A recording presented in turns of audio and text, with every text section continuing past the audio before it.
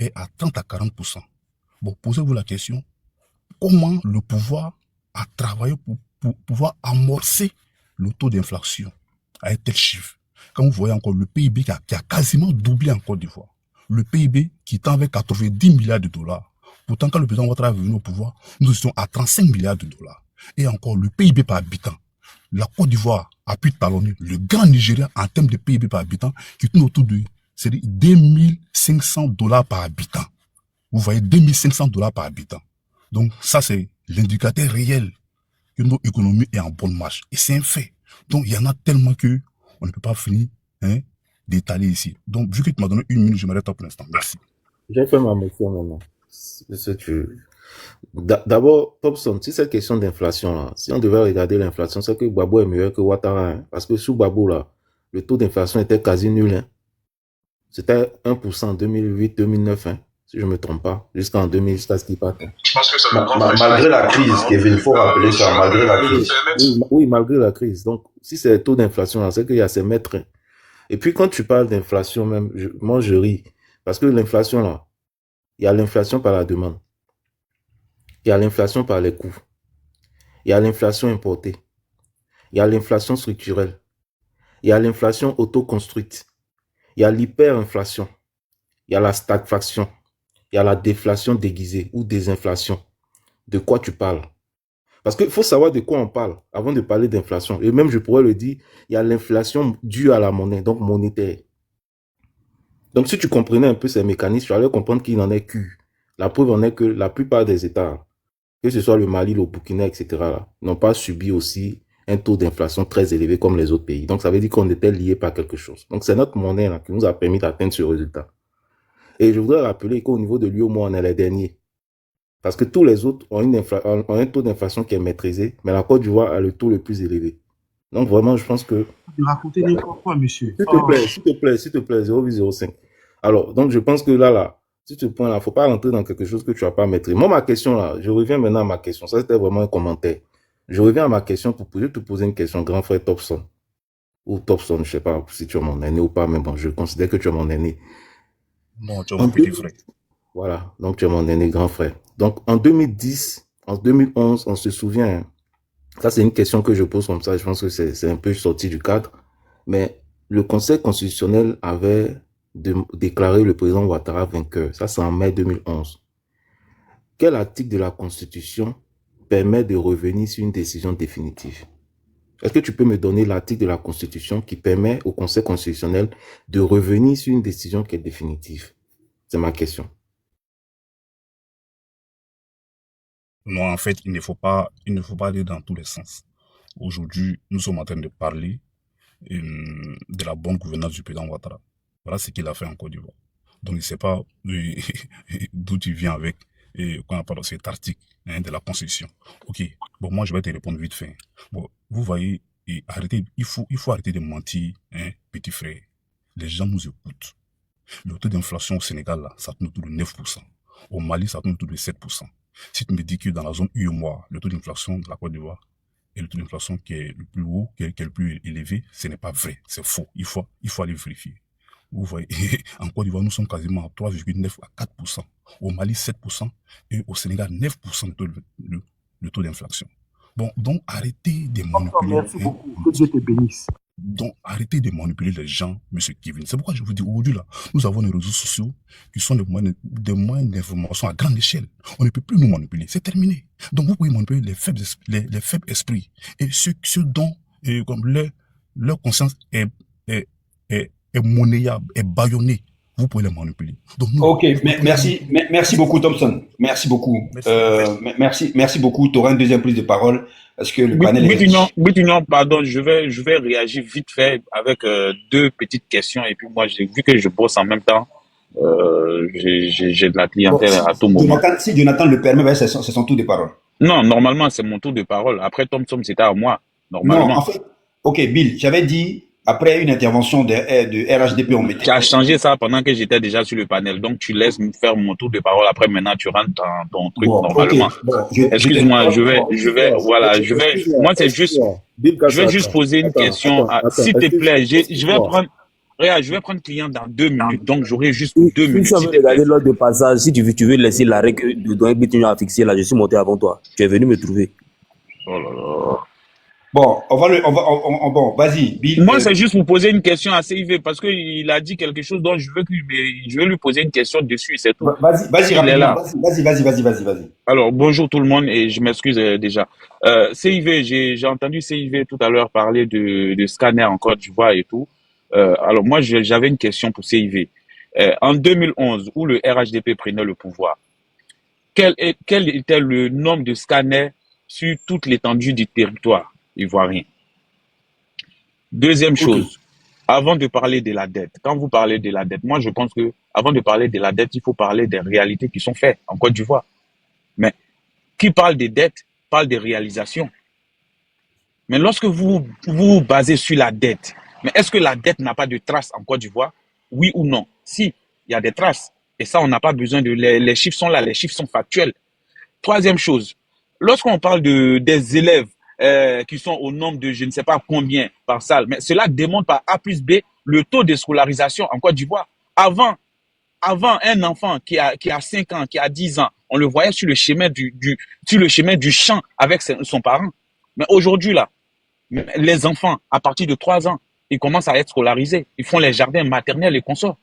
Mais franchement, au bout d'un moment, il faut vraiment arrêter de faire la politique de cette manière-là. On est tous d'accord que tout n'est pas fait, mais il faut reconnaître qu'il y a beaucoup qui a été fait. J'ai pas vraiment trop de temps, mais sinon, je resterai sur le panel pour arriver à un moment, je vais marquer vraiment une pause pour pouvoir intervenir. Mais je souhaiterais que CIV réponde à ces deux questions-là que j'ai posées. Avant qu'il ne réponde, je vais. CIV, attends, avant qu'il ne réponde. Tu peux savoir quand est-ce que je vais passer pour que je puisse couper, faire quelque chose d'autre à côté? Oui, attends, CIV va répondre. Tu me dis simplement à quel moment je passe, peut-être dans 10 minutes, 15 minutes? Non, on va dire 10 minutes après l'intervention de Jonathan. Ok, ça marche, merci. Ok. Bill, comme tu es là, comme tu n'as pas le temps, tu tiens une question, on m'a envoyé ça sur ma tablette là, c'est une info, un breaking news. Alors, la France a envoyé 5 millions d'euros à la Côte d'Ivoire pour faire l'audit de la liste électorale. Qu'est-ce que tu en penses de cela? Qu'en est-il? Est-ce que tu as entendu la question? Bill? Oui. Tu peux répéter, s'il te plaît? Alors, j'ai dit que la France a octroyé 5 millions d'euros à la Côte d'Ivoire pour l'audit de la liste électorale. Qu'en est-il exactement? Bien nous-mêmes en bateau, bien qu'est-ce qui se passe? Bon, ça, j'ai pas cette information-là, sauf si je vais faire une recherche dessus. Moi, j'ai pas cette information-là. Bon, d'accord. Je souhaiterais vraiment que CIV réponde à ma question. Très sur bien. en 2011 où le RHDP prenait le pouvoir, c'était combien le nombre de scanners en Côte d'Ivoire? Ok, bon, comme il y a Thompson qui est là et 08 vont répondre plus tard. Et CIV répond à sa question en 2-3 minutes. On va passer la parole à Jonathan après. N100 va intervenir. Ok. D'abord, première chose, ce qu'il faut comprendre, c'est que les scanners et les IRM sont des équipements médicaux qui ont été commercialisés à partir des années 75-80. Vulgarisés véritablement dans les hôpitaux, même dans les pays développés dans les années 90. Voilà. En 2008, le 4 août 2008, dans un article signé par Marc Yevou, Abidjan, la cellule présidentielle chargée des catastrophes a remis au nom du chef de l'État un scanner, une IRM à l'hôpital militaire et au CHU de Yopougon et au Cocody. Voilà. Donc, l'hôpital militaire d'Abidjan, le centre hospitalier universitaire CHU de Cocody et celui de Trècheville viennent d'être dotés respectivement d'un scanner, c'est-à-dire le HMA, un scanner, CHU de Cocody, un scanner et une IRM au CHU de Yopougon. Donc, dis que... donner le nombre, s'il te plaît. Donne le nombre. Le nombre de scanners en 2011. Tu peux laisser répondre. Laisse les détails. Le nombre de scanners en 2011. Tu as posé une question, on peut te répondre. Mais tu rentres dans les détails, frère. Tu as posé une question, on peut te répondre. Mais quand on pose question sur le nombre, là, il faut donner un numéro. Un nombre, c'est un numéro. Bill, c'est pas grave. Tu as posé une question, tu veux qu'on te réponde, non? Ok. Ça, c'est de 1. Donc, dire qu'il n'y avait pas, c'est faux. Des hôpitaux ont été équipés des scanners et des IRM. Donc, dire qu'il n'y en avait pas, c'est faux. Je t'ai donné juste un article pour te montrer qu'il y en avait. Parce que vous avez tendance à dire qu'il n'y en avait pas. Donc, je t'ai donné juste un article. Moi, je ne t'ai pas dit qu'il n'y en avait pas. J'ai dit le nombre. Donne-moi le nombre. Donne-moi le nombre de scanners. Cher ami, ils n'ont pas de ton cul sur feu. Hein. Donc, tu peux laisser les gens parler. Au moins, si tes faits sont sur feu, on peut comprendre. Là, tu parles beaucoup, on peut comprendre. Mais laisse les autres parler. Laisse les autres parler. Voilà. Et lorsque tu prends ces équipements-là dans un contexte dans lequel on était dans les années 2000 à 2010, Il n'y a pas un truc. Célio a dit quelque chose qui était très important. Quand vous parlez d'hôpitaux construits, vous parlez de CHR construits, vous oubliez que la population ivoirienne a augmenté. Au moment où vous parlez du PDC, il n'a pas construit l'hôpital ici, il y a combien de personnes là-bas? C'est ça qu'il faut comprendre. Célio l'a bien démontré. Il y avait combien de personnes là-bas et puis vous voulez qu'on construise l'hôpital en ce moment-là? De ce temps-là jusqu'à maintenant, la population n'a pas augmenté, la population a augmenté. Donc, on ne peut pas opposer au PDCI pour qu'on n'ait pas construit un hôpital dans tel endroit, alors que vous ne connaissez même pas le nom de la population à cet endroit au moment où le PDCI est au pouvoir. Ça, c'est un point. Pour revenir à vous, je le répète, le niveau d'endettement qu'on a aujourd'hui, aucun pouvoir, même Oufoué, n'a pas atteint ce niveau d'endettement-là. Aujourd'hui, plus qu'hier, les scanners et les IRM sont vulgarisés plus qu'hier.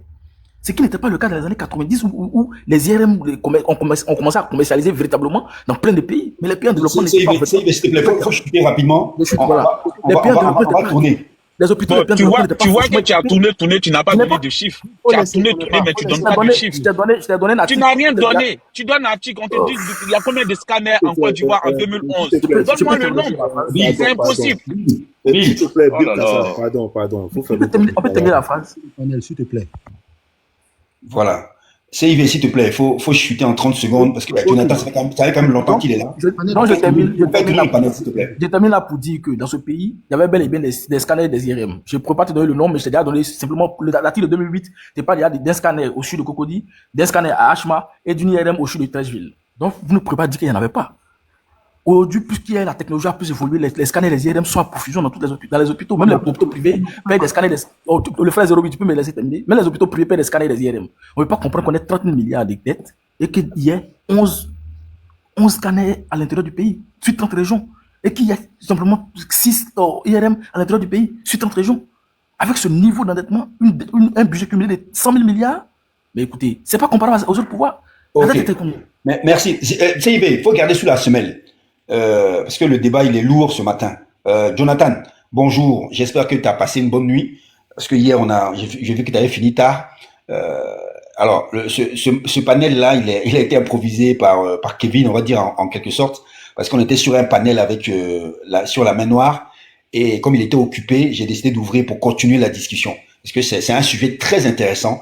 Parce que on est dans la période préélectorale. Il faut parler du bilan du RHDP. Concrètement, quel est l'impact de leur bilan sur la vie des Ivoiriens? Voilà, ils nous ramènent sous Bédier, on est prêt, on va y aller et on va les assommer sur des informations parce que Kevin a déjà commencé depuis ce matin, mais j'ai l'impression qu'ils n'ont pas bien compris. Donc il faut que parce que la répétition étant pédagogique, ouvre ton micro et pour bailler s'il te plaît. D'accord, merci Doyen Britignon. Bonjour à tous, bonjour. Déjà, moi ce que je voulais dire, c'est que les époques sont pas pareilles. Comprenez les choses. Comprenez ça, c'est important. Parce que vous ne pouvez pas comparer l'époque de Bédier et puis l'époque du président Alassane Ouattara. À côté de ça, notez que à l'époque de Bédier, les élèves n'étaient pas 60 par classe. Nous, on était déjà 60 par classe. Aujourd'hui, ils sont combien? On a posé la question à Marius Komoué, il a répondu 100.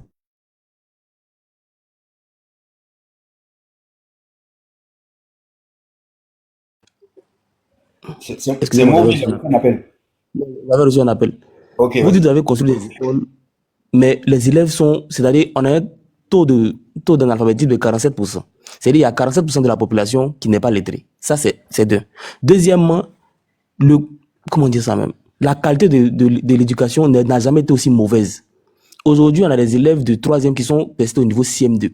Ça veut dire que dans le taux, c'est-à-dire que ceux qui sont lettrés encore là, le niveau n'est pas ça. Sur tous les plans, ce gouvernement-là ne vaut rien. Aujourd'hui, c'est-à-dire pour rectifier le tir, quant au sujet de l'IDH, ils sont venus soulever la progression pour dire qu'on est premier dans le monde, et puis 4e, on est premier en Afrique, et puis 4e dans le monde, un truc comme ça. Mais regardez notre rang, on est 157e. Quand le président Tidiane Tcham avait dit qu'on était 166e, et que vous avez le débat, vous avez ramené un débat pour dire qu'on était 159e, il dit bon, ok, admettons, mais 159e, c'est quand même nul. Donc moi je reprends ces propos. 157e, c'est quand même nul. Vous ne pouvez pas aujourd'hui dire, regardez la moyenne de l'IDH. Non, parce que la moyenne de l'IDH, elle est faite par le PIB par habitant, qui est lui fait par les étrangers. Quand vous voulez vous gargariser, vous voulez vous donner vous glorifiez là. Vous prenez le PIB, vous prenez le rang du PIB, vous ne sortez pas le chiffre du PIB. Allez-y sur le site du gouvernement. Quand ils ont annoncé en grande pompe que oui, la Côte d'Ivoire était la 9e meilleure économie d'Afrique, ils ont bien précisé 9e meilleure économie d'Afrique, 2e meilleure économie d'Afrique de l'Ouest derrière le Nigeria et tout. Ils n'ont pas parlé de PIB. Maintenant, pourquoi pour l'IDH, vous avez du mal à prendre le rang? C'est toujours nul. Maintenant, prenons les promesses du président Alassane Ouattara. Quand vous dites qu'il y a beaucoup qui a été fait, mais il n'y a rien qui a été fait quand on prend ces promesses. Je me rappelle très bien, en 2010, le président Alassane Ouattara a dit, j'espère que je pourrai avoir un budget de 12 000 milliards. C'est-à-dire que lui voulait gérer 12 000 milliards en 5 ans. C'est dans ces 12 000 milliards-là, il y avait 5 universités. Il y avait 5 CHU. Et j'en passe. Aujourd'hui, là, ça fait 15 ans, pratiquement 15 ans. Le RHDP a géré plus de 125 000 milliards. Plus de 125 000 milliards. Pour quelqu'un qui espérait gérer en 5 ans 12 000 milliards. Mais diviser 5 000 milliards par 3. Et 125 000 milliards par 3. Ça dépasse largement ce qu'il attendait de plus de la moitié. Et vous voulez aujourd'hui qu'on applaudisse parce que vous avez construit des écoles et malgré ça, les élèves sont 3 par banc. 3 par banc. Vous voulez qu'on applaudisse. C'est-à-dire que vous-même, vos sous-traitants disent qu'ils ne peuvent pas envoyer eux-mêmes leurs propres enfants à l'école publique. Aujourd'hui, on a un président de l'Assemblée nationale, le président de l'Assemblée nationale qui s'arrête devant les députés pour dire, je suis en train de lutter pour que nous, on ait une condition de vie, on soit à l'aise. Des députés qui doivent lutter pour que la population soit à l'aise. Lui, il dit que lui, il lutte pour que les députés soient à l'aise. Pourquoi il y a des partis politiques qui se désolidarisent de la convention qu'ils ont fait avec Corsair? Aujourd'hui, il y a le président de l'Assemblée nationale qui nous dit, si tu n'es pas RHDP, libère le tabouret. Ça veut dire quoi? Ça veut dire que est-ce que le RHDP peut gérer le pays à lui tout seul? Tous les policiers là, ce sont des RHDP. Tous les enseignants, ce sont des RHDP. Est-ce que tous les étudiants sont des RHDP? Mais quand ils disent ça, c'est pour dire quoi? Pour accéder à un poste de haute responsabilité, il faut être RHDP. Est-ce qu'il y a meilleure division que celle-là, pour ne pas dire pire division que celle-là? C'est-à-dire que je ne sais même pas quel domaine prendre même pour mieux m'exprimer. Parce qu'il y a tellement à dire, le temps est court. Tout à l'heure, c'est lui qui a soulevé le plan de la démographie. Mais le président Alassane Ouattara l'avait soulevé déjà en 2010. Il a dit, allez-y, écoutez le face-à-face avec Gbagbo. La Côte d'Ivoire a besoin d'un nouveau plan de développement. Je le paraphrase, mais vous allez retrouver la partie là dans la vidéo. Ça, déjà, il le savait. Mais quand vous êtes venu, tous les milliards là, vous avez pu faire quoi? C'est les mêmes plans qui avaient été étudiés quand la population était à 14-16 millions que vous avez réalisés. Les mêmes plans. Les mêmes ponts. Aujourd'hui, là, vous avez réalisé, comment on appelle, construit un échangeur en allant à Bassam, là. Mais ça crée l'embouteillage. Parce que vous ne savez pas faire vous ne savez rien créer, vous ne savez pas étudier. Même en termes d'infrastructure encore, c'est pas ça. Le président Bédier, on dit que lui, il avait l'humour très fin. Mais lui-même, il dit que goudron est effervescent. Quelqu'un qui a l'humour fin. Il est tellement stupéfait, dépassé par la qualité du goudron qu'il a surnommé ça goudron effervescent. C'est dans quel domaine, vous, le RHDP, vous avez travaillé? On se pose la question. Même l'économie que vous soulevez là, elle est réalisée par les étrangers. Elle est réalisée par les étrangers. Le PDC, le RHDP a fait 15 ans au pouvoir. Quel champion, ils ont fait combien de champions nationaux? Vous dites que le taux d'inflation est de 3%, mais laissez-moi rire. Laissez-moi rire. C'est-à-dire qu'on n'est pas dans... Je vais dire, moi je ne vais pas entrer dans les thèmes techniques par rapport à l'inflation, mais quand vous prenez déjà 10% que la CEU a mis sur la facture là, quand vous prenez 10% que la CEU a mis sur la facture, et puis quelques mois plus tard, le porte-parole du gouvernement est venu nous expliquer comment on est passé de 10% à 25% d'augmentation sur notre facture. Parce qu'en réalité, ils ont annoncé 10%, mais quand les gens ont pris les factures, il y avait plus de 10%. Il y a d'autres qui sont retrouvés là, il y avait plus de la moitié. Le transport, prends le transport en 2010, et puis prends le transport en 2000 actuellement, en 2025 actuellement. Tu prenais 200 ou bien 300 pour aller de Hongrie à Cocody. Aujourd'hui, c'est devenu 500. Souvent, même à des heures, c'est 600. Ça, là, c'est 3%. Ou bien, c'est pas ça, là, c'est pas l'inflation aussi. Même le prix du riz, c'est 3% seulement qui a augmenté sur le prix du riz. Mais il faut arrêter de vous foutre des Ivoiriens. Comme j'ai dit, le bilan même est tellement nauséabond, est tellement indéfendable. C'est-à-dire que chaque domaine, c'est-à-dire qu'on doit organiser un live. On va prendre domaine par domaine, on va faire 2 heures sur un domaine. 2 heures sur un domaine, 2 heures sur un domaine. Vous allez voir que vous n'avez rien foutu. Vous n'avez rien foutu. Le président Alassane Ouattara a dit qu'il avait besoin de 12 000 milliards pour 5 ans. Regardez les promesses qu'il avait faites pour 5 ans. il a géré 125 000 milliards. Allez-y, écoutez la vidéo, vous allez trouver la partie là-dedans. Même pour la santé, il a dit surtout pour la santé. C'est le domaine où il y a le plus d'argent, où on peut facilement trouver de l'argent le plus facilement. Il a cité des institutions comme Gates, Melinda Gates, un truc comme ça. Mais regardez la santé aujourd'hui de la Côte d'Ivoire, le système sanitaire, insuffisance en couverture établissement sanitaire, insuffisance même par rapport aux produits, insuffisance par rapport à l'évaluation des prestations. Ça veut dire qu'aujourd'hui, là, tu rentres dans un CHU, là, on ne peut pas évaluer si on t'a bien traité, on t'a bien reçu, si le protocole a été suivi. Si après 3 minutes, ou bien après 10 minutes, ou après 15 minutes, tu dois être reçu, tout ça, on ne peut pas évaluer. Quand on finit de faire ce diagnostic-là, le plan national de développement met en place une sorte de stratégie, des recommandations, des stratégies, si je vais appeler ça comme ça. Mais il y a Human Dignity qui vient rappeler à la Côte d'Ivoire en 2024, que ce que vous avez mis dans votre PND, là, il faut les appliquer. Il faut appliquer. De quoi on nous parle quand on dit que non, il y a beaucoup qui a été fait? Il n'y a rien qui a été fait. Merci, doyen.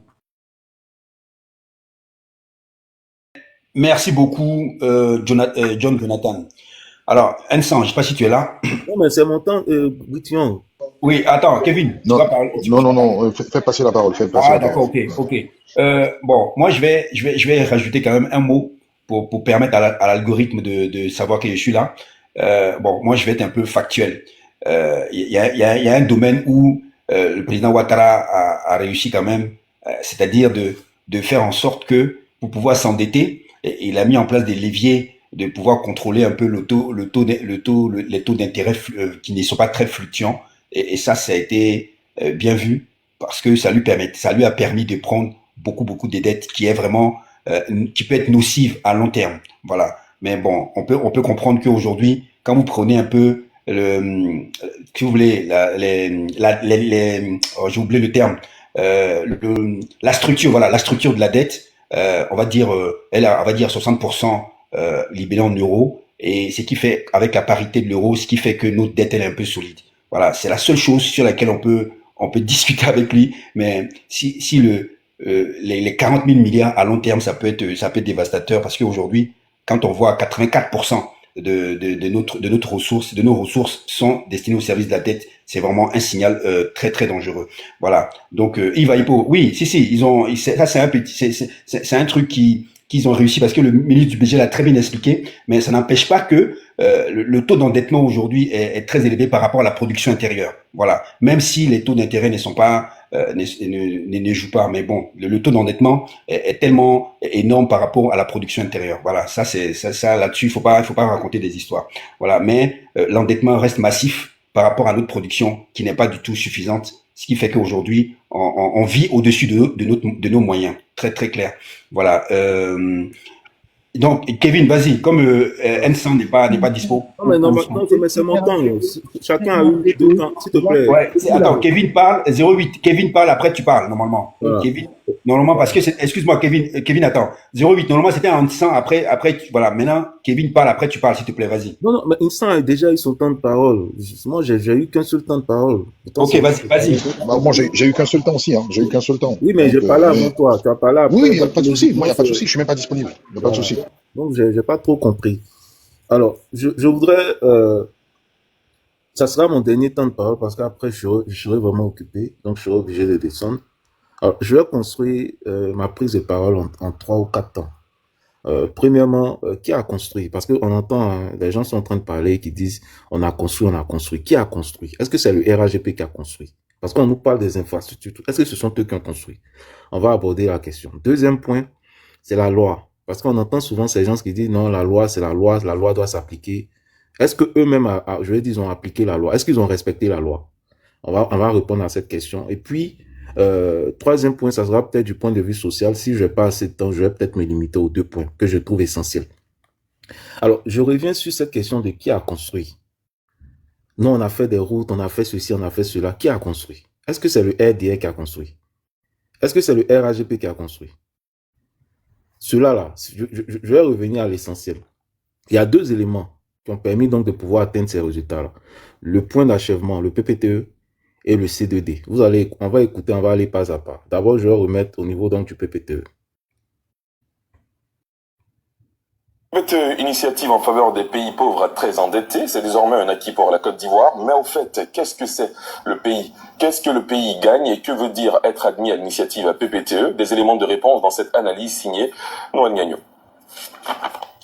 Initiative dite PPTE, la Côte d'Ivoire est admise depuis ce mardi 26 juin. Mais au fait, que gagne-t-elle?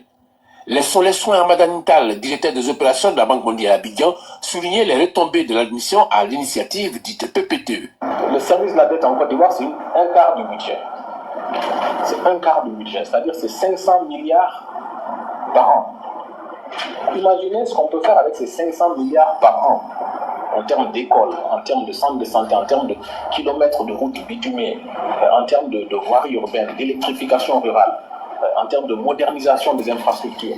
Imaginez ce qu'on peut faire avec ça. Donc c'est ça le PPTE, en clair. Donc, je vais ici essayer de commenter. Voyez-vous ce que c'est que l'initiative PPTE. Le président Gbagbo était confronté donc au service de la dette, avec notamment tous les anciens présidents, hein, et donc il devait rembourser la dette, soit 500 milliards de francs CFA par an. Il faut préciser que en 2000, soit un quart du budget, mais il faut préciser que dès 2000, c'était pas un quart du budget, mais c'était un demi du budget, 50% des recettes. Et le budget était de 2000 milliards, donc on remboursait quasiment, il fallait rembourser 1000 milliards. Et 47% étaient destinés au salaire des fonctionnaires. Donc, la situation était chaotique. Donc, atteindre le point d'achèvement permettait donc à la Côte d'Ivoire de pouvoir passer, si vous voulez, d'un ratio dette sur PIB en 2010, en 2000 plutôt, qui était de 110%, à 36,2% en 2012. Voyez-vous comment, je veux dire, on a évolué avec le PPTE. Voilà comment on a évolué. D'ailleurs, à cette époque-là, le ministre, à l'époque, Dibi, avait indiqué que la Côte d'Ivoire a retrouvé une sorte de crédibilité internationale. Parce qu'à l'époque, on ne l'avait pas, donc on ne pouvait pas emprunter. Donc, lorsqu'on rejoint le taux, on a un taux de 36,2%, ça permet à la Côte d'Ivoire de retrouver sa crédibilité internationale et de pouvoir emprunter massivement, comme c'est le cas aujourd'hui. Donc, c'est le travail des autres. D'abord, ça, c'est un. Et c'est ce qui permet aujourd'hui de pouvoir prendre assez d'argent et investir ça et là, comme on peut le dire. Maintenant, la question que je me pose, c'est de savoir qui investit même dans les infrastructures que nous constatons aujourd'hui en Côte d'Ivoire. C'est la question que je souhaitais vraiment qu'on se pose. Et je vais jouer ici une vidéo, vous allez comprendre. Pourquoi j'ai posé la question de qui construit. La France, qui avait les 2 tiers de cette dette, soit 2700 milliards, a jugé bon d'annuler 600 milliards de francs CFA. Le reste, soit 1900 milliards, a été mis en place un mécanisme qu'on appelle CDD. Et ce mécanisme consiste à continuer à payer les échéances de la dette. Et la France, en retour, nous ramène cette dette sous forme de subvention. La partie française, la partie ivoirienne, nous choisissons ensemble les projets qui doivent être financés. On demande, pour être plus concret, chaque ministère de nous faire des propositions de financement. Chaque ministère fait des propositions ont été faites et le gouvernement a choisi. Et le conseil des ministres a choisi les projets qui doivent être financés. Sur cette base, la quasi-totalité des projets ont été lancés sur l'ensemble du territoire national. Des réalisations livrées. Sous le repris d'Ormalien. Alors, je ne sais pas si vous avez compris ce qui se passe au fait. C'est M. Awa Ndoli qui parle. Il représentait le gouvernement, il faisait le point du C2D. Il dit que nous, on choisit les projets. Et c'est la France qui finance et puis on réalise. Ce développement-là, vous pouvez retrouver ça sur ma page, en long et en large. Il y a une vidéo qui retrace tout ça, avec les vidéos, tout expliqué. Donc, c'est la France et la Côte d'Ivoire, là. Ils se mettent ensemble, ils déterminent les projets. Et la France finance. Donc, c'est pour ça que j'ai posé ma question initiale. Qui a construit? Parce que si on devait dire merci même à quelqu'un, ce n'est même pas même au RDM. C'est-à-dire, c'est ceux d'abord qui, à la base, ont travaillé, donc, a fait en sorte que, on puisse justement atteindre le PPTE, à consolider tous ces mécanismes de financement. Et puis de deux, ceux, finalement, qui ont matérialisé cela. C'est pas le RDR. Je vais vous donner ici un bilan, vous allez comprendre un certain nombre de choses. Notamment, par exemple, au C2D dont j'évoquais tout à l'heure. Concernant donc certaines infrastructures, les infrastructures routières, il y a eu la réhabilitation de la route du Nord. Boaké Féké-Sédougou, 220 km. Il y a eu amélioration de la chaussée, construction de ponts et de bretelles d'accès. Exemple, le pont de Béoumi, le pont de Bétier, le boulevard de France à Abidjan. Ça là, ils vont venir vous dire, non, on a fait le pont à Béoumi, on a fait le pont de Bétier. Pas eux, c'est la France. C'est le C2D là, c'est la France. C'est gratuit, c'est des dons. C'est pas, ils n'ont pas réfléchi, c'est-à-dire, ils ne sont pas assis et puis ils ont réfléchi Et puis, ils ont pu construire. Non, non, c'est pas eux qui ont fait. Ensuite, il y a eu la livraison de marchés, d'écoles, d'infrastructures sécuritaires à Kanawolo, à Niakara. Il y a eu plus de 500 km de routes qui ont été réhabilitées ou renforcées.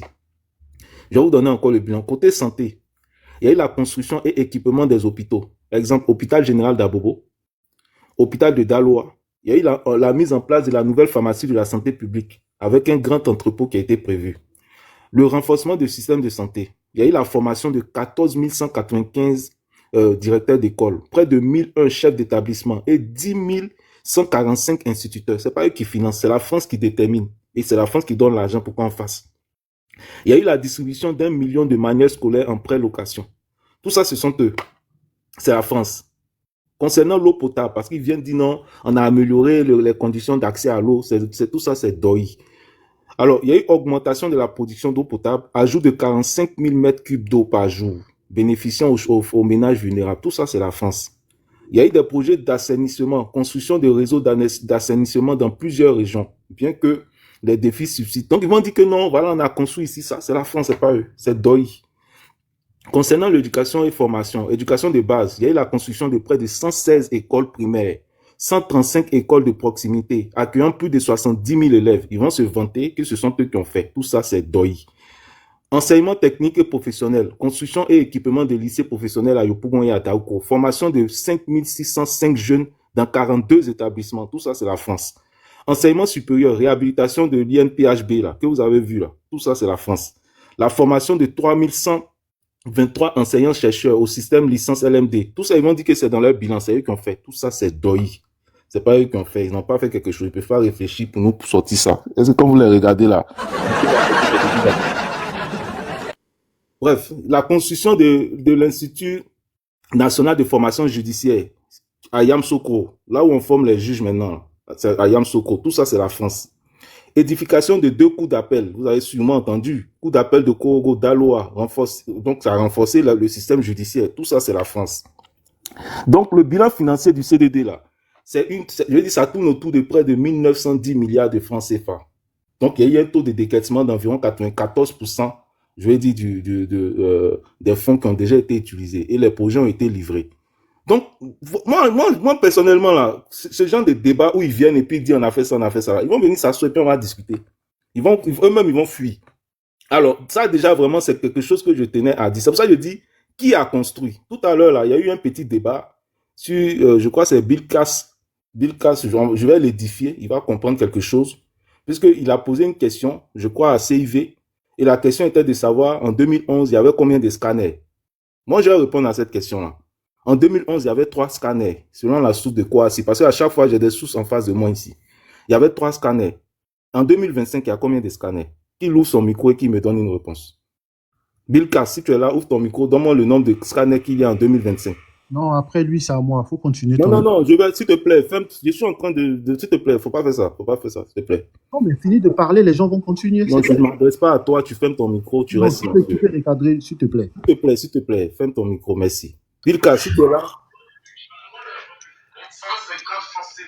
Ok, il a répondu en commentaire. C'est l'automicro. Alors, il a répondu en commentaire, il a dit 21. Bon, d'accord. Moi, je n'ai pas ce chiffre-là ici. Le chiffre que moi j'ai, c'est 19 scanners qui sont dans les hôpitaux publics. 19 scanners que j'ai ici comme chiffre. Alors, donc, je suppose que si on estime qu'il y avait déjà 3 scanners, ça veut dire que si c'est la France. Ça aussi, c'est la France. Je vais en venir. Je suis en train de parler. Vraiment. S'il te plaît. Pourquoi, tu vois, moi j'étais, tu vois, vous tremblez. Calmez-vous. Vous avez le cardio.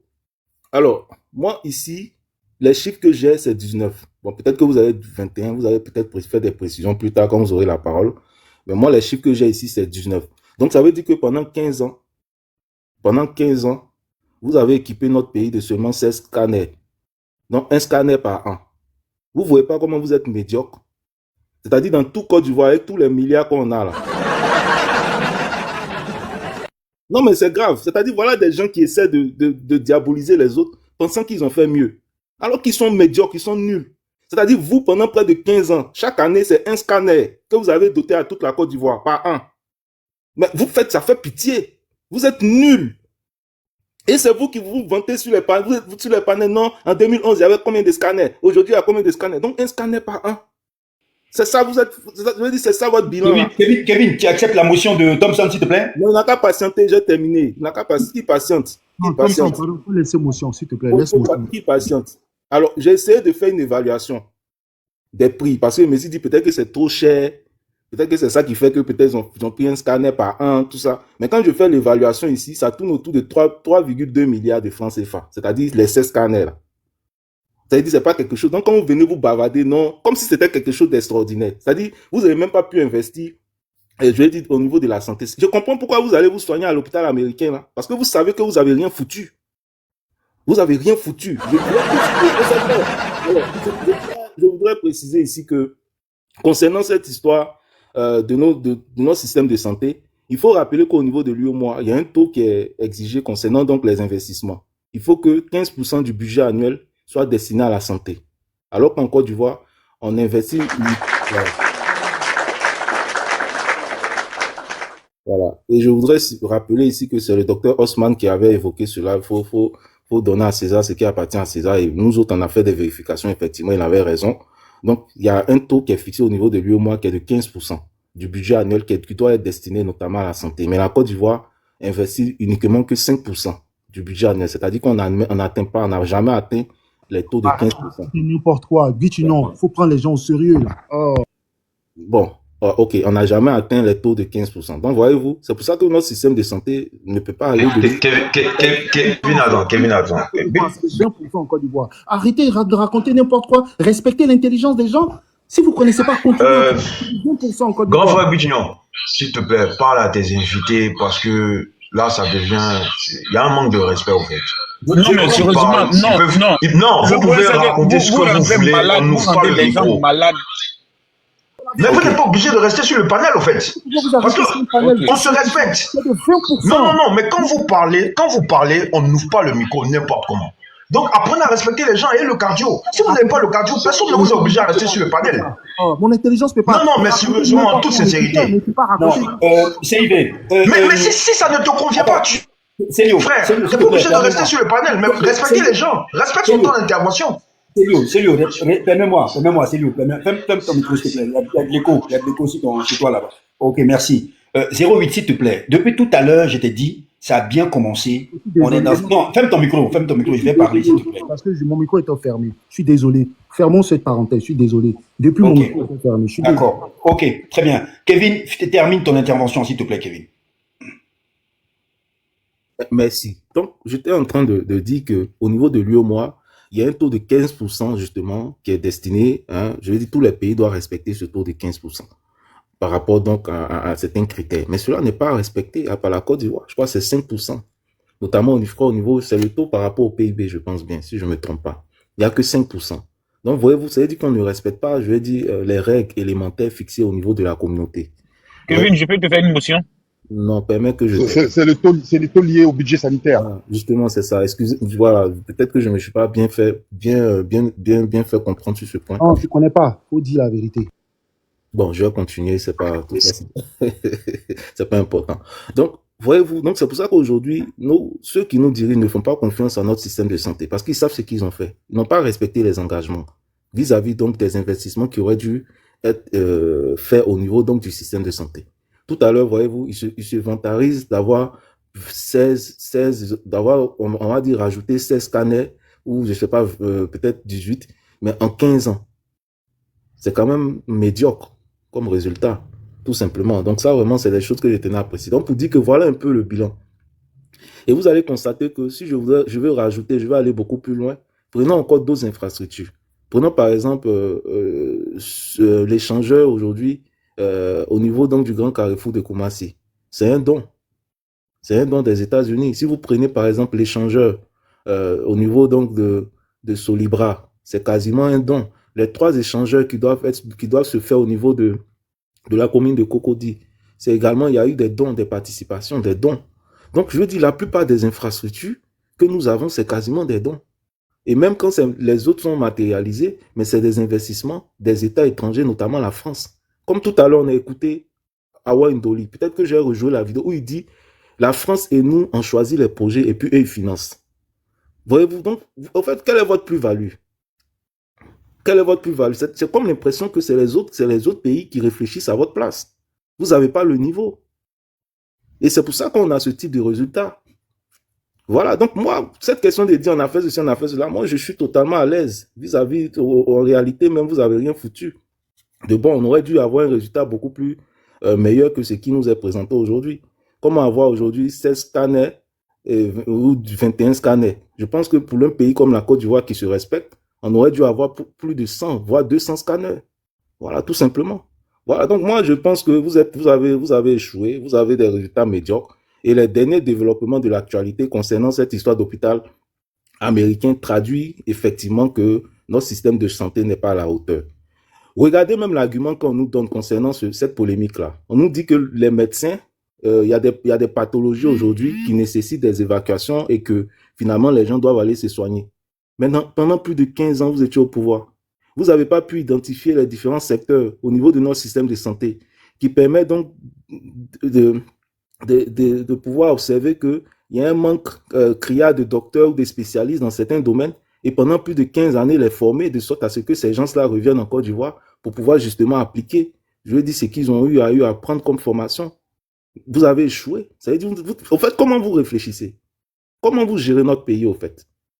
Donc, il faut continuer toujours à aller à l'extérieur pour se faire soigner. Est-ce qu'il ne faut pas développer les compétences de sorte à éviter?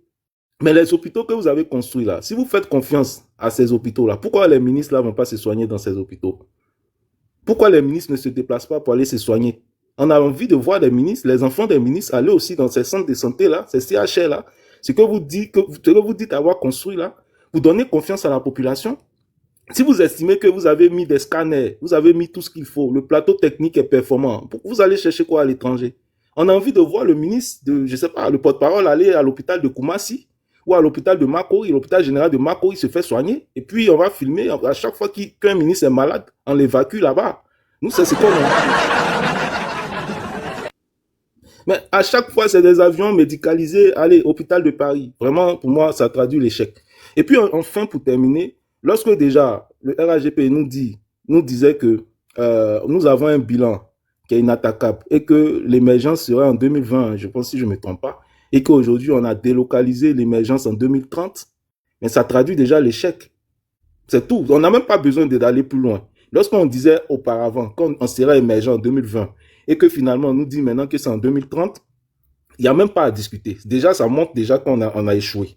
Ça veut dire qu'on a échoué, on n'a pas atteint les objectifs. Donc, du coup, on a délocalisé temporellement cette fameuse émergence qui n'existe pas.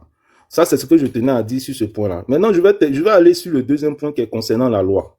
Parce que tout à l'heure, Thompson a parlé de la loi. Il a parlé de la loi, il a évoqué le fait que le président Thiam, au PDCI, on respecte rien et tout ça. Moi, je voudrais dire ici, mais quand la loi ne permettait pas au président Ouattara d'être candidat là, pourquoi il n'a pas accepté? Pourquoi vous, au RDL, là, vous n'avez pas accepté ce fameux article 35 de la Constitution, l'arrêt Thiakone aussi qui disait qu'il ne devait pas être candidat? Pourquoi il y a eu la rébellion? La rébellion qui imposait donc comme condition pour avoir la paix, la candidature de M. Alassane Ouattara. Pourquoi? Il fallait qu'on respecte tous la loi. Pourquoi ces anciens rebelles-là voulaient coûte que le président Ouattara soit candidat en Côte d'Ivoire? Pourquoi prendre les armes pour nous imposer des candidatures alors que la loi ne permettait pas à certaines personnes d'être candidats en Côte d'Ivoire? Pourquoi avoir forcé la main au président Gbagbo pour prendre l'article 48 pour permettre la candidature de certaines personnes en Côte d'Ivoire? Pourquoi lorsque le Conseil constitutionnel de Côte d'Ivoire en 2010 a dit que le président Gbagbo avait gagné les élections, pourquoi certaines personnes se sont retrouvées à l'hôtel du Golfe pour prêter serment, je ne sais pas devant qui, pour dire que ce sont elles qui ont gagné? Pourquoi elles n'ont pas respecté la loi? Pourquoi ces personnes-là n'ont pas respecté la loi? Puisqu'il y avait une décision du Conseil constitutionnel qui disait que le président Gbagbo a gagné les élections. Pourquoi le 11 mai, le Conseil constitutionnel s'est réuni pour dire que c'est le président Ouattara? Quel article de la Constitution permettait au Conseil constitutionnel de revenir sur une décision qui est définitive? Sur quelle base? Quelle loi dans la Constitution permet au Conseil constitutionnel de revenir sur une décision qui est définitive? Sur quelle base? Vous connaissez la loi, vous? Aujourd'hui, vous allez nous parler de loi? Vous savez ce que c'est que la loi dans ce pays-là? À un moment, il faut arrêter de vous foutre de l'intelligence des Ivoiriens. C'est vous qui allez venir nous dire, il y a un article 48 qui empêche ceci. C'est vous qui allez venir nous dire que le président Gbagbo a été condamné, il ne peut pas être candidat. C'est vous qui connaissez la loi. C'est vous aujourd'hui qui allez dire ça aux Ivoiriens. Vous nous prenez pour des zozos. À un moment donné, il faut arrêter. Si hier, on a fait des concessions pour que votre champion soit candidat, aujourd'hui, là, vous allez faire des concessions pour que les champions des autres aussi soient candidats. C'est tout. Et ça, c'est pas à discuter. C'est pas à discuter. C'est pas à discuter. Alors, moi, je vais m'arrêter là parce que si je veux continuer, je vais être long.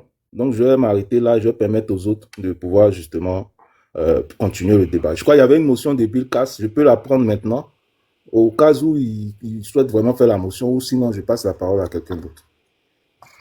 Merci Kevin, merci beaucoup Kevin. Bill Cass, t'as ta motion ou on continue le débat? Kwasi, évite de te mettre en pause s'il te plaît, ça fait chuter le panel s'il te plaît Kwasi. Si t'es pas dispo, tu descends après, tu remontes s'il te plaît. Kwasi, est-ce que tu m'entends? Bon, voilà, évite de te mettre en pause s'il te plaît, jeune frère. Bill Cass, En Marche, est-ce que tu peux faire ta motion rapidement ou pas? Oui ou non? T'es dispo? Ok, bon, il est pas dispo. Ouais, je vais prendre le temps de sa motion là rapidement si tu permets. Poser une question. Comme je dois aller faire une vidéo, je vais poser une question à Cédric. Laissez-moi prendre. Oui, d'accord. Non, c'est à toi de me poser la question, même frère, pardon. Comme tout à l'heure, tu insistais sur le budget de la santé là. Le budget de la santé s'élève à combien? Bon, de 2024, s'élève à combien? Je vais répondre à ta question, mais je vais aller parce que là, ça m'a donné un peu mal à la tête. Bill, ça sert à rien de poser des motions. On pose des motions lorsque il y a des choses à poser. Ok. Il s'appelle quoi? Jonathan, tu m'as posé quelle question? Le budget de la santé en 2024 s'élève à combien? Le budget de la santé, attends, je t'ai dit ça tout de suite parce que j'ai Perplexity. Il va me donner ça tout à l'heure. C'était de 700 milliards si je ne me trompe pas. Mais je vais te dire ça tout à l'heure. Je vais te dire ça tout à l'heure. Non, faut pas perdre mon temps. Je vais te trouver ça avant de partir. Parce que... donc, rapidement, tu réponds en même temps le budget de la santé et puis le budget national. Et puis, tu déduis maintenant le taux de...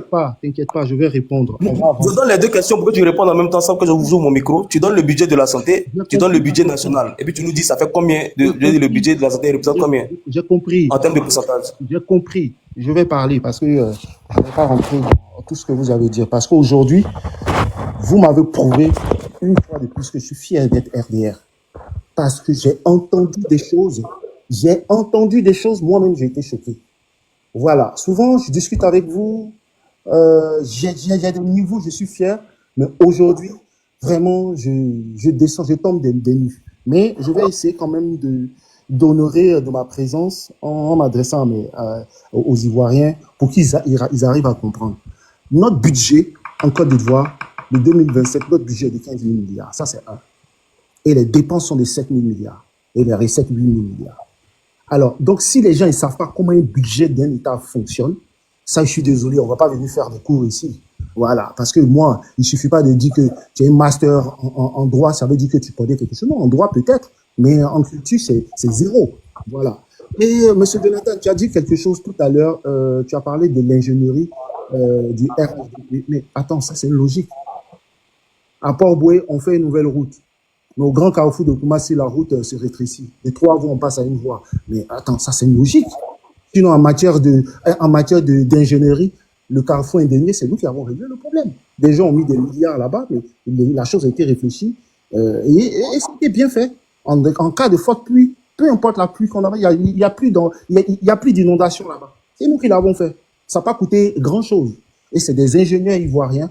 Excuse-moi, comme je dois descendre, c'est pour ça que je voulais que tu répondes à la question. Je dois aller faire une vidéo tout à l'heure. Même donner ce que j'allais faire. Donc, s'il peut répondre à la question et puis va développer. Jonathan, attends, 08, attends. Jonathan, Kwasi, s'il te plaît.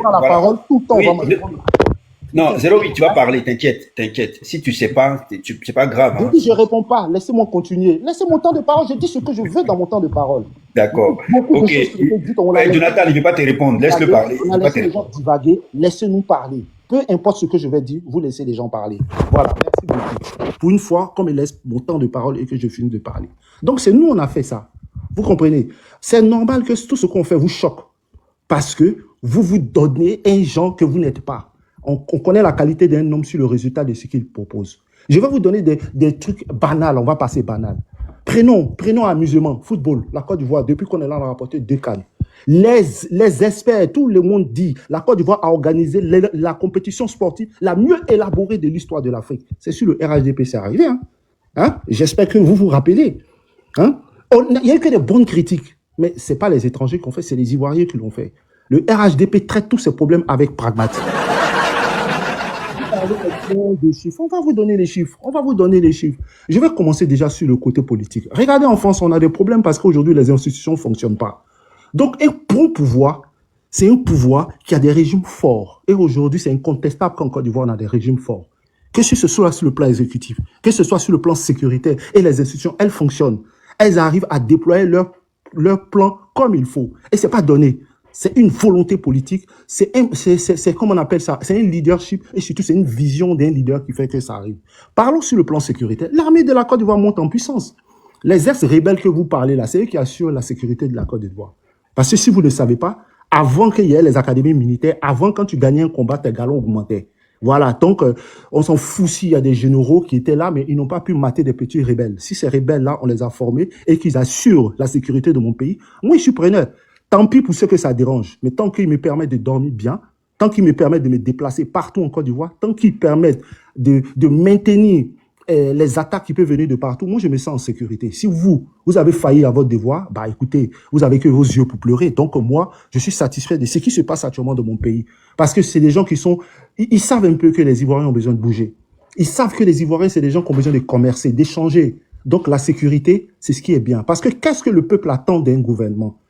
Le peuple attend deux choses d'un gouvernement, la paix et la prospérité. La paix, ils dorment tranquilles, et la prospérité puisse aller se chercher. Et nous, depuis que la mort du feu Boigny, cette paix et ce semblant de prospérité-là, parce que moi je suis quelqu'un d'honnête, ce qui est différent de vous, je raconte pas n'importe quoi. C'est nous qui apportons ça aux Ivoiriens. Et tellement qu'ils se sentent en sécurité. Voilà pourquoi cette RLE, ils sont pas sortis, parce que quand ils voient un peu la démagogie ou n'importe quoi que vous racontez, ils se désintéressent de la politique. C'est normal. Parce que qu'est-ce que vous allez leur proposer? On va venir tirer sur les uns sur les autres. Mais on est un gouvernement qui se concentre avec sa plus bonne foi sur les réels problèmes de la population que je vais vous expliquer. Sur le problème de la sécurité, nous, on a eu le courage de mettre en place la PLCC. Parce que qu'est-ce qui se passait? Tellement que vous avez abruti nos jeunes, vous avez dit de les laisser travailler, les jeunes gens se laissaient partir par le broutage. Le premier rôle de la PLCC, c'était de lutter déjà contre ce phénomène. Parce que la place de nos enfants n'était pas dans les cyber, était à l'école. Voilà pourquoi le niveau il est aussi bas. Parce qu'en 13 ans, on ne peut pas juger le niveau d'une éducation qu'à 13 ans. Parce que c'est-à-dire nos enfants sont en 3e. Donc comment vous pouvez juger le niveau? Je ne sais pas par quelle magie vous arrivez. Ça, c'est pas grave. On va continuer encore. Sur le plan sanitaire, et nos frères l'ont dit, on essaye à notre niveau, on dit les scanners sont de 100 millions ou bien 3 milliards, comme vous voulez. Mais vous n'avez pas pu. C'est-à-dire de 1960 jusqu'en 2010, en Côte d'Ivoire, il n'y en avait que 3. Il n'y en avait que 3. On a fait 21. On n'a pas dit que ça ne suffit pas. Mais on montre notre volonté toujours de mieux faire. On construit les centres hôpitaux. Et ça, ce n'est pas le plus important. Le plus important, on a nos parents. C'est eux qui luttent pour que nous, on puisse manger. Grâce à leur travail acharné de produire le café, le cacao, l'anaca, tous les produits de consommation. Mais ces gens-là, ils n'ont même pas de dispensaire chez eux. Ils n'ont même pas accès à des choses minimum qui sont l'eau au courant. Mais qui le fait pour eux? C'est nous. Je vous ai donné dans ma première intervention, allez dans la boucle du cacao, allez dans la région de Soubré, Méagui, vous allez voir comment c'est pas. Mais tu ne peux pas croire. Le grenier de la Côte d'Ivoire, les gens, pour avoir accès à leurs champs, c'est tous les problèmes. Regarde la saison des pluies arrivées là, c'est tous les problèmes. Mais grâce à l'avènement du pouvoir RHDP, grâce à leur pragmatisme plutôt, grâce au PN Gouffre qu'on met en place, on arrive à partager une part de ce gâteau. Tellement que parmi toutes ces années, vous n'avez rien foutu. Vous avez rendu notre travail colossal. Parce que sur tous les pans de l'économie, il y a tout à faire. Il n'y a pas un côté, on est arrivé, on dit ça, là, on laisse. Donc, d'une manière pragmatique, on est en train de remettre toutes les bases de l'économie à bord. Tout le monde est unanime que l'économie ivoirienne est une économie résiliente, est une bonne économie. Tous les indicateurs, tous les rapports au monde le disent. Tous les rapports le disent. Mais nous, en tant qu'Ivoiriens, on sait que ce n'est pas notre place. On est exigeant envers nos gouvernements. Même moi, au RHDP, je suis encore exigeant envers le gouvernement parce que je sais qu'on peut mieux faire. Alors, donc quand je vois, vous venez vous asseoir, raconter pour dire qu'est-ce que le RHDP a fait, je dis, c'est malheureux. Comment on peut connaître la santé financière d'un pays? Les indicateurs sont là, c'est pas moi je les invente. Déjà, numéro 1, c'est la construction. Parce que si plus on construit, c'est-à-dire plus il y a la demande, ça veut dire que les gens en ont besoin et les gens ont des moyens pour ce truc. Deuxièmement, il y a la consommation. On prend par les plaques d'immatriculation. Malgré qu'on dit que la Côte d'Ivoire, faire rentrer les voitures, c'est 5 ans, les gens achètent. C'est tout le monde qui achète. C'est tout le monde qui achète. On voit les centres commerciaux qui vont même dans des endroits où il n'y avait pas de centres commerciaux comme à Yopougon, ça va. Ça veut dire quoi? Il y a des études sérieuses qui ont été faites qui se sont dit qu'ici, il y a un marché à prendre. Donc, ça veut dire que le niveau de vie de l'Ivoirien a augmenté. Ça suffit pas. Parce que ça n'empêche pas que le train à Abidjan coûte cher. Quand on laisse ça, on prend sur le plan agriculture. Avant les années 2010, en arcade, on transformait combien de pourcents dans arcade? Allez, vous pouvez voir. Moins de 5%. En cacao, moins de 10% qu'on transformait. Nous, en 2025, on s'était dit 50%. 0,8, s'il te plaît. 0,8, s'il te plaît. S'il te plaît. Ferme ton micro 2 secondes. Voilà. Tu sais, j'ai 300 personnes sur le live. Non, ferme ton micro. Ferme ton micro. Voilà, ok. Si tu veux descendre, c'est pas grave. Mais... Non, c'est pas moi qui l'ai descendu. C'est pas moi qui l'ai descendu. Je voulais juste lui dire, quand il parle d'avoir pitié des oreilles des autres. Voilà. C'était juste ça la remarque, mais bon, il est très susceptible, ce monsieur, donc il est descendu. Bon, normalement, c'est à un centre d'intervenir, mais s'il est dispo, s'il n'est pas dispo. Nous sommes même donné 30 secondes, je vais descendre, s'il vous plaît. 30 secondes, c'est bon. Vous pouvez laisser intervenir. Vous pouvez laisser intervenir 30 secondes, c'est juste pour dire que. Il n'y a pas de souci, voilà vas-y, tu peux intervenir. Ok, merci d'intervenir, c'est juste 30 secondes. C'est juste pour dire que voilà des gens qui nous ont créé tous les problèmes du monde à cause de soi-disant ne porte pas à boubou, qui sont venus dégrader l'économie, qui sont devenus dégrader par leur rébellion le tissu social de la Côte d'Ivoire. Et ce sont eux, quand ils arrivent au pouvoir, ils se plaignent que tout est gâté, tout est... Mais c'est d'eux que le président Thiam parlait, des gens qui creusent leur propre trou, et puis maintenant ils cherchent à lutter pour sortir du trou. Mais c'est d'eux dont le président Thiam parlait. C'est aussi simple que ça. Voilà des gens qui ont créé tout ça. Et puis aujourd'hui, ils se félicitent d'avoir fait ceci, d'avoir fait cela. Mais vous êtes médiocres. Et ça, là, on va continuer à le dire aux Ivoiriens. Merci. Mais c'est attends, c'est que même tu oublies de mentionner, c'est qu'ils ont été aussi des acteurs, puisqu'ils étaient dans le gouvernement du président Gbagbo. Ça, souvent, on oublie de mentionner. Ces gens-là, ils ont été dans le gouvernement du président Gbagbo. Donc, c'est-à-dire, voilà des gens qui j'ai dit, étant dans le gouvernement Gbagbo, ont passé leur temps à saboter le travail du monsieur. Qui finalement, arrivé au pouvoir, ils disent, voilà, il n'a rien fait. Voilà, le monsieur n'a pas travaillé. Voilà, son système de temps n'a pas fonctionné. Pourtant, ils étaient dans le gouvernement. Pourtant, ils étaient des ministres dans le gouvernement. Si vous prenez par exemple le cas de l'enseignement supérieur, c'était le RDR. Mais si notre système au niveau de l'enseignement supérieur n'a pas progressé, c'est de la faute de qui? Donc, c'est des gens qui sont foncièrement malhonnêtes et c'est des manipulateurs. Merci. Ok, merci. Kwasi, prends ton temps de parole, s'il te plaît. D'accord, merci beaucoup. Bonjour à tout le monde. Mais l'autre, la Bill Kassa, il est descendu pourquoi? Non, ils n'ont pas le niveau, sérieusement. Ils n'ont pas le niveau. Donc, on peut continuer. C'est dommage, mais ils n'ont pas le niveau. Moi, j'ai besoin de MovePay, j'ai besoin de AID sur ce panel. Voilà des gens avec qui on peut discuter. Mais ils sont, 08 là, il a raconté un peu du charabia depuis tout à l'heure. Il faut les appeler. Bon, d'accord, il n'y a pas de souci. Bon, il y a lui qui est parti là, ça me fait mal qu'il soit parti. C'est pourquoi j'ai demandé pourquoi tu l'as interrompu, parce que il avait dit quelque chose quelque chose de très important. Qu'on ne regarde pas, mais qu'on ne voit même pas. Mais c'est une vérité, en fait. Il a dit que ce sont les ex-rebelles qui assurent notre sécurité. Mais quand il le dit, est-ce que vous ne remarquez pas que dans leur argumentaire, il revient très souvent que si M. Ouattara n'est pas là, la Côte d'Ivoire va partir en vrille. Est-ce que vous ne remarquez pas? Ou soit, remarquez bien, parfois on entend quelques petits coups ici, et puis ça s'estompe rapidement. C'est comme du genre, ils sont en train de nous dire en fait, si c'est pas Ado, ou si c'est pas quelqu'un de chez eux, nous on n'aura pas la paix en Côte d'Ivoire.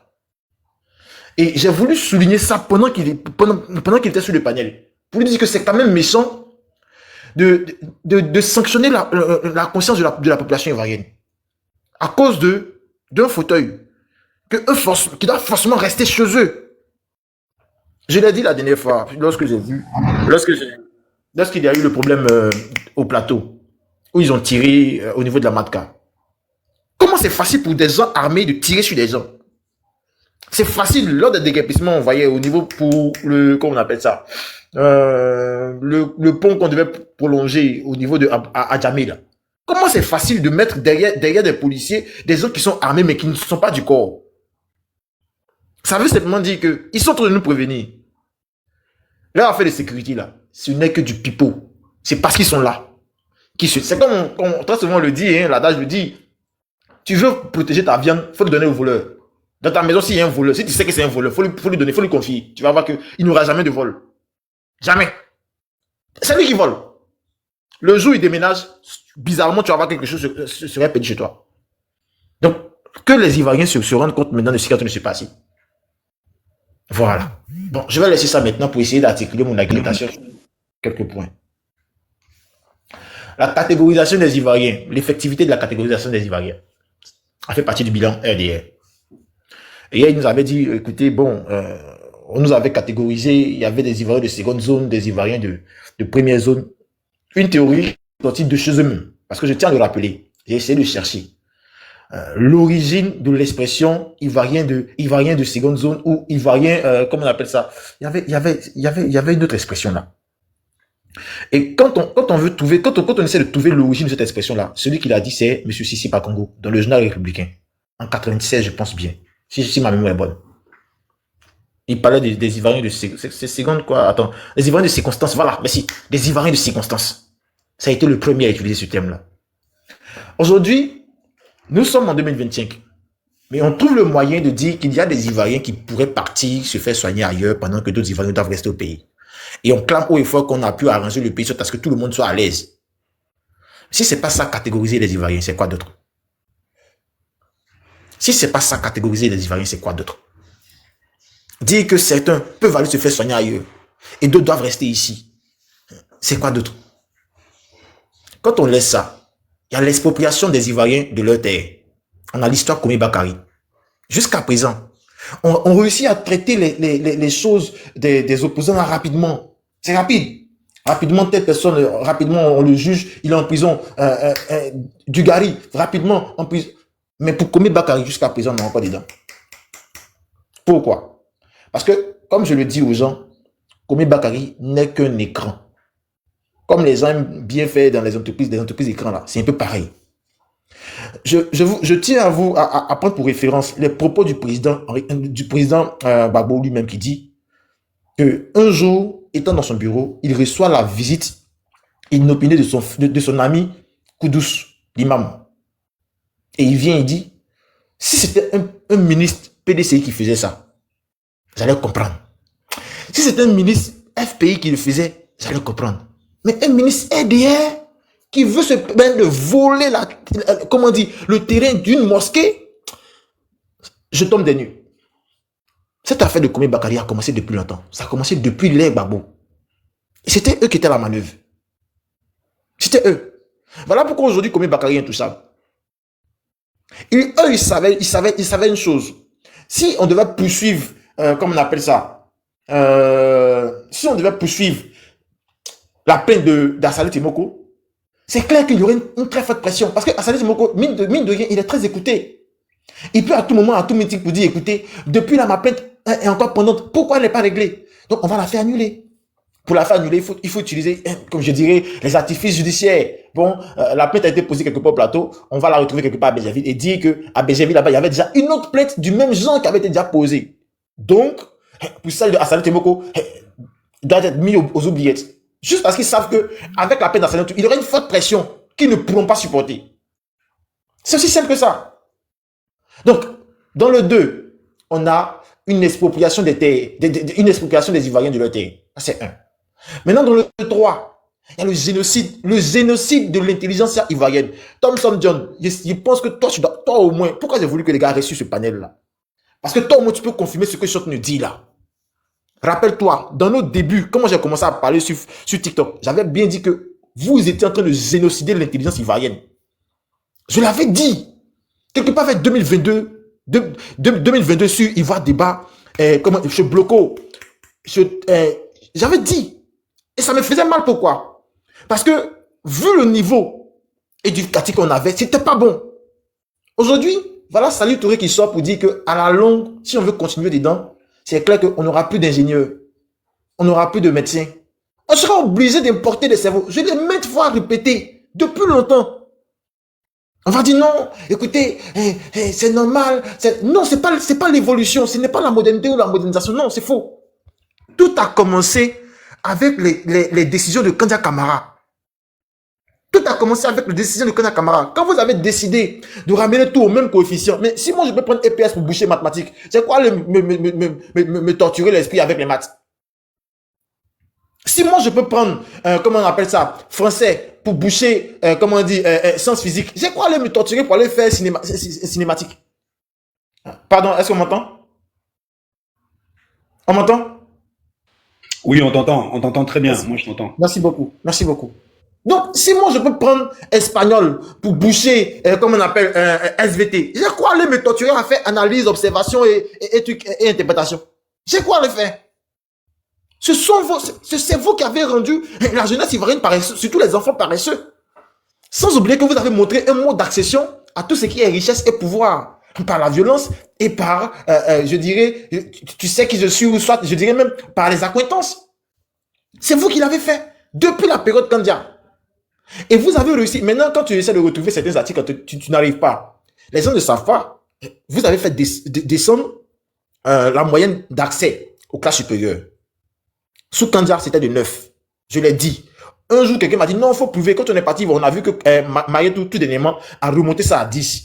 Et quand tu as 9 maintenant, tu es soumis au conseil comment on dit, au conseil de l'école, de l'établissement. Mais Dieu merci, j'ai bien fouillé pour retrouver encore les articles. Cette info avait même fait un article là-dessus. Je pense encore Jeune Afrique. Les professeurs se sont plaints que vous êtes en train de génocider l'intelligence ivoirienne. Mais ce qu'on voit actuellement, où on dit on teste nos enfants de 3e et ils ont le niveau CM2. Non, ce n'est pas fait de maintenant. Ça a commencé depuis l'époque Kandia.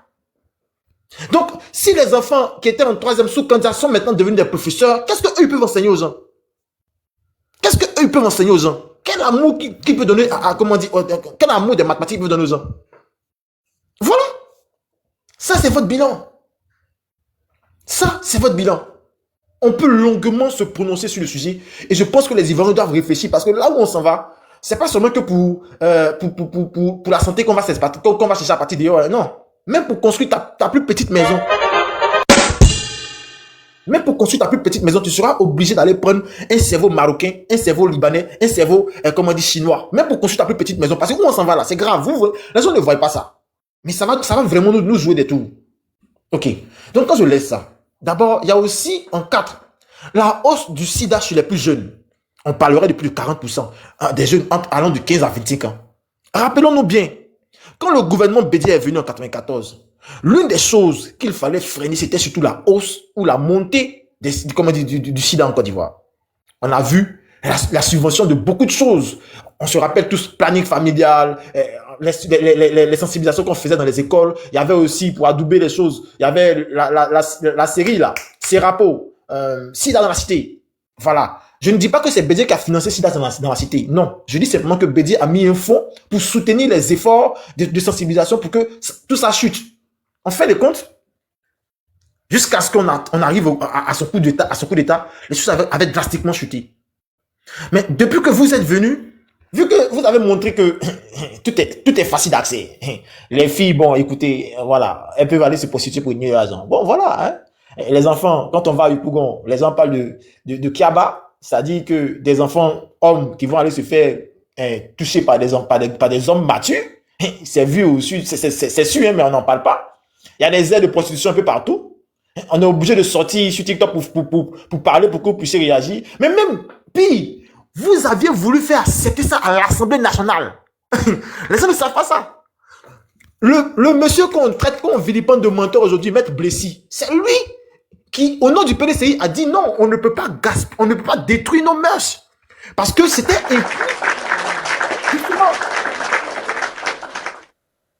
inclus dans une sorte dans un projet de loi venu de l'exécutif pour qu'on puisse protéger tout un tas de personnes. Et vous avez parlé de quoi? De protection de personnes, quelle que soit leur orientation sexuelle. Et Maître Blessy avait fait une très belle analyse en vous disant que, attention, Si on ne retire pas cette expression-là de ce projet de loi que vous nous envoyez, c'est clair que demain, deux homosexuels vont venir se présenter devant nous et on ne pourra pas leur dire non. On sera obligé de célébrer leur mariage. Parce qu'aller contre, ça serait carrément, comment on dit, ne pas respecter leurs droits. Ça s'est passé à l'Assemblée nationale. C'était votre projet de loi. Donc, avec vous, la Côte d'Ivoire est en train de tout perdre en fait. Et comme vous avez vu que ça n'a pas prospéré à l'Assemblée nationale, vous avez commencé à activer les canaux médiatiques. Voilà, sur Live TV. Un samedi à 10h, je suis en train de faire mon ménage et je vois une émission, un documentaire sur des homosexuels. Il dit, hey, des homosexuels à 10h. J'ai même fait la capture d'écran de l'émission. Ça m'a fait tellement mal. Un soir, je vois Suspect 95 et Brazingle qui doivent recevoir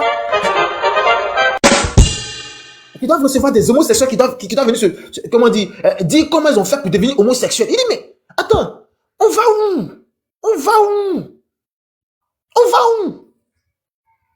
Déchéance totale des mœurs ivoiriennes.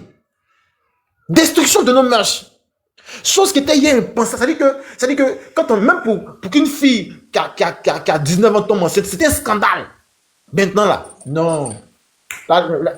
L'Ivoirien devient trop léger. Trop léger. Bon, c'est un bon long à dire, mais je vais laisser ça rapidement. Il y a l'exode des Ivoiriens. D'abord, rappelez-vous, très souvent je vous brandissais le rapport de l'OCDE qui est accessible à tout le monde. Sinon, quelqu'un a ouvert son micro. Quelqu'un a ouvert son micro, s'il vous plaît. Bon, d'accord. Il y a l'exode des Ivoiriens. Kwasi, avant que tu ne poursuives, si grand frère Bition peut me mettre en grand pour corroborer ce que tu dis, pour ne pas qu'on pense que tu mens, je vais mettre, voilà.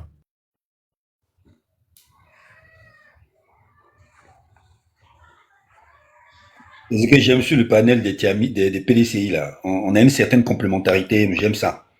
Ça fait partie de la communication. T'es en grand, Kevin?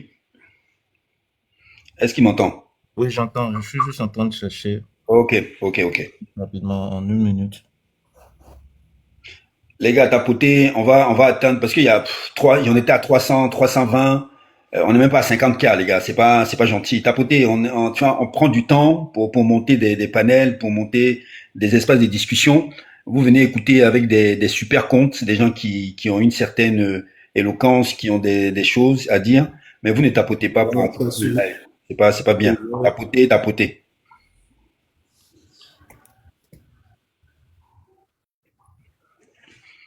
Tu es tout bon là? Ça va? Ouais, je voulais mettre ça sur mon second tel, mais bon, ça va, je prends ça sur l'ordinateur. Donc, c'est l'infodrome, vous-même, vous voyez. Et je descends. Donc, attendez. Légalisation de l'homosexualité en Côte d'Ivoire. Des églises protestantes et évangéliques saluent le retrait de la loi. Donc, ça veut dire qu'il y avait une loi qui allait dans ce sens. Justement, voilà. Un article qui a été publié en 2021, vous pouvez le voir. Donc, publié le 6 décembre 2021 par Alain Zadier. Voilà. Donc, mais Valérie, il n'y a pas à taper poteau. C'était juste ça. D'accord, il n'y a pas de souci. Quelle est l'information? L'infodrome. Voilà. Je vois. Merci beaucoup, bro. En fait, le truc, c'est que les gens ne comprennent pas ce qui se passe. À la fois, nos mœurs sont en train de disparaître. À la fois, comme on dit, notre intelligence est en train de partir en couille. Parce que, désolé si j'utilise ça comme terme. Parce que on nous dit non, il y a 2-3 Ivoiriens là-bas qui sont représentatifs, qui sont représentés ici comme les meilleurs en dictée. Non, ne regardez pas ça. Si on veut regarder ça là, le gouvernement RDN n'a pas mieux fait que Bédier. Pour Bédier là, depuis 95, les 30 premiers bacheliers partent étudier. Et puis eux, ils vont étudier là. Ils vont par concours. C'est-à-dire qu'ils finissent le bac ivoirien et puis ils passent concours pour entrer encore dans ces grandes écoles là. Mon fiston, tu peux chuter en 1 minute s'il te plaît? Il n'y a pas de souci. C'est tellement beaucoup, mais bon, il n'y a pas de souci. Non, vas-y, il faut chuter. Je vais chuter rapidement. Donc, je vais revenir sur cette affaire d'exode des Ivoiriens. Vous comprenez? Moi, je dis simplement que quand un pays va bien, on n'a pas besoin de rappeler les gens, ou on n'a pas besoin de voir des gens sortir de leur pays. Même si vous devez sortir, vous irez en terrain conquis.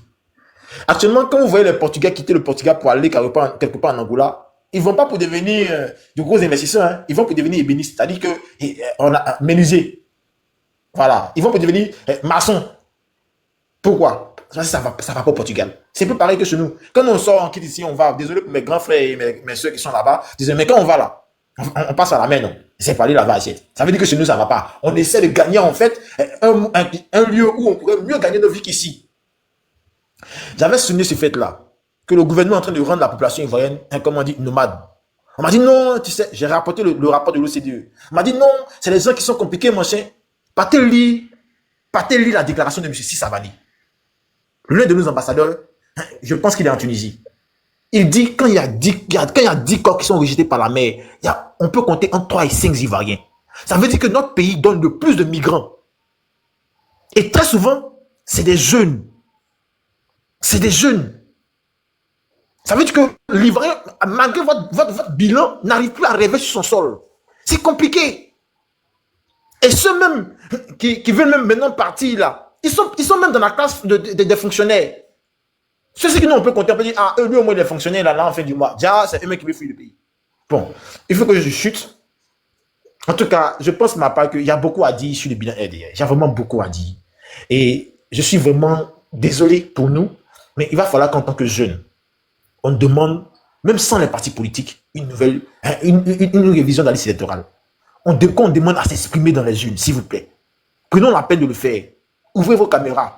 De là où vous êtes, demandez simplement au gouvernement, vous ne venez pas faire la guerre, vous ne venez pas troubler le pays, vous demandez juste une RLE. On va aller s'inscrire, on va aller voter. Si effectivement ils ont bien fait pour nous, on va voter, on va dire oui. Et s'ils ont mal fait, on va leur dire non. Vous comprenez? Bon, sur ce, je pense que je vais me muter. Merci beaucoup pour tout. Ok, merci beaucoup Kwasi pour cette excellente intervention qui a rappelé quand même quelques fondamentaux essentiels. Alors, bon, je ne sais pas si mon paysan préféré est prêt. Alors, grand frère, c'est pour juste indiquer que je vais vous abandonner. D'accord.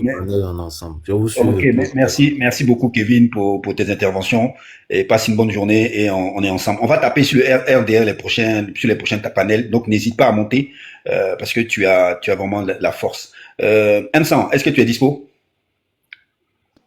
Je vais laisser 2-3 personnes. Ok, Kevin finit de manger. Je vais laisser 2-3 personnes. Laissez Thompson. Ok. Laissez Thompson. Ok, j'ai compris ça. Enfin, voilà, j'ai compris. Ok, alors j'ai 3 personnes qui sont montées. Non, 4. Rossou, Hervé, Armand, Kwame. Alors, je crois que Hervé avait une information à nous communiquer. Si tu peux ouvrir ton micro, s'il te plaît, en 30 secondes. Non, l'information, c'est que la plainte de Valérie Yapo est sans objet. Donc, voilà, elle a tapé poteau. Très bien. Alors ça mérite quand même des ovations. On va... Maintenant, si vous permettez, comme j'ai déjà commencé à parler, je vais dire rapidement que s'il y a un parti politique en Côte d'Ivoire qui ne devrait pas nous parler de la loi, c'est bel et bien le RDR. C'est bel et bien le RDR.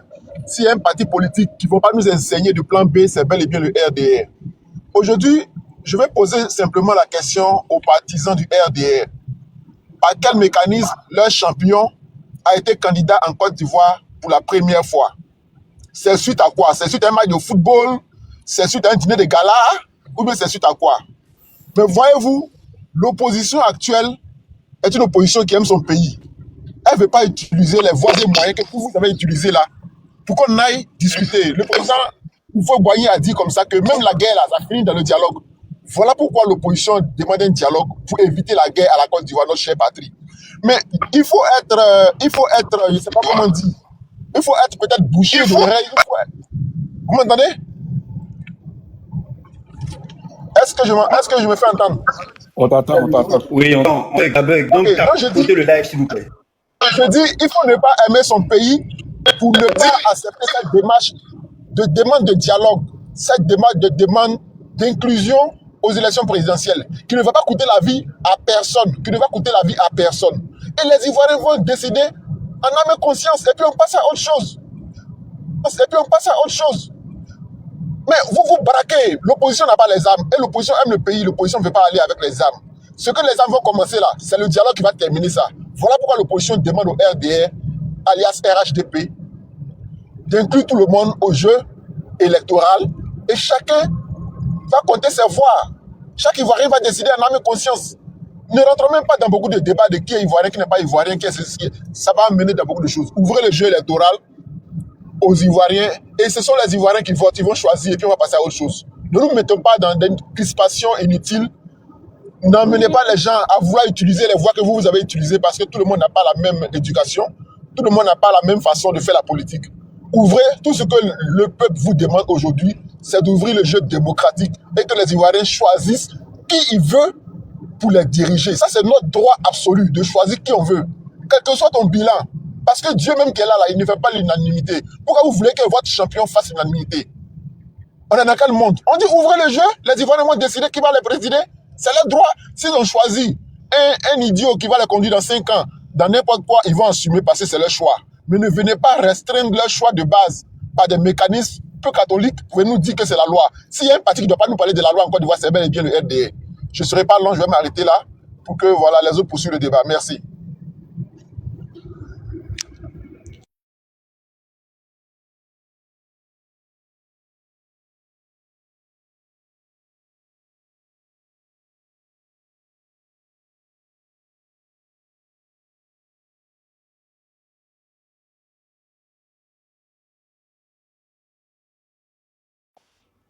Il y a un souci ou quoi?